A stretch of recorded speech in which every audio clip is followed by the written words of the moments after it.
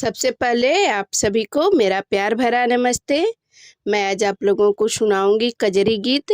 अगर मेरा गीत अच्छा लगे तो गीत को लाइक करिए और चैनल सब्सक्राइब करिए और कमेंट में ज़रूर बताइए कैसा लगा है मेरा गीत। अब प्लीज़ दोस्तों मेरे गाने को शेयर करिए और मुझे सपोर्ट भी करिए।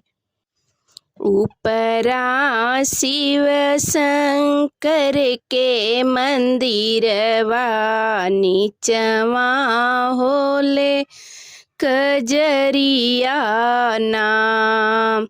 ऊपरा शिव शंकर के मंदिरवा, नीचवा होले कजरिया नाम। हमरे ससुर बड़ा हो घर घूमना, घूमी घूमी सुने कजरिया ना। हमरे ससुर बड़ा हो घर घूमना, घूमी घूमी सुने कजरिया ना।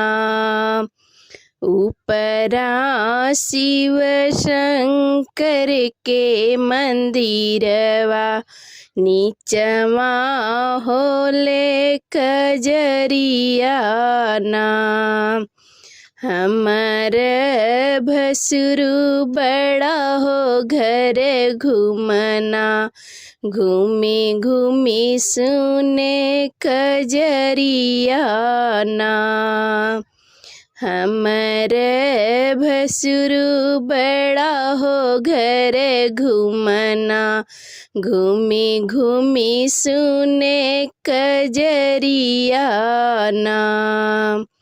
ऊपरा शिव शंकर के मंदिरवा, नीचवा होले कजरिया नाम।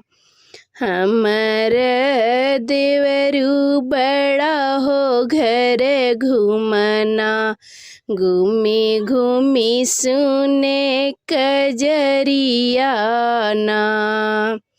हमर देवरू बड़ा हो घर घूमना, घूमी घूमी सुने कजरिया ना।